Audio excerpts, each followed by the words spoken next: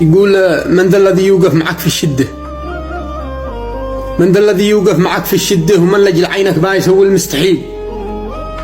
أوفى صدق عندك يسوي جهده، ومن بعدها يا صاحبي ترعى الجميل. أما أخوك يا ذاك يبذل كبده ويقول لك يا أخوي في حقك قليل ولاضك، تلقى الضيق يقبل عنده، يضيق من ضيقك. وذا أكبر دليل، أخوك سيفك ما يظل في غمده، لا دقت الأجراس واشتد الفتيل، حتى ولو طول جفاه وصده وقت النوايب لو عليك يطرح قتيل. ولا زاد حملك با يشيله وحده، لو با تحمل هالجبال عنك يشيل ما همها الساعات ولا المده. ولا يقول الحمل يا أخوي ثقيل، أخوك لا قبله ولا به بعده، لو طفت هذا الكون ما شيله مثيل. فحط يدك دائما في يده، لا مالت الأصحاب أخوك ما با يميل، والله ما به شخص يوفي قده، ومن دون أخوك يا ذاك بات حياة ذليل. أخوك يبقى في الرخاء والشده، أخوك لجلك با يسوي المستحيل.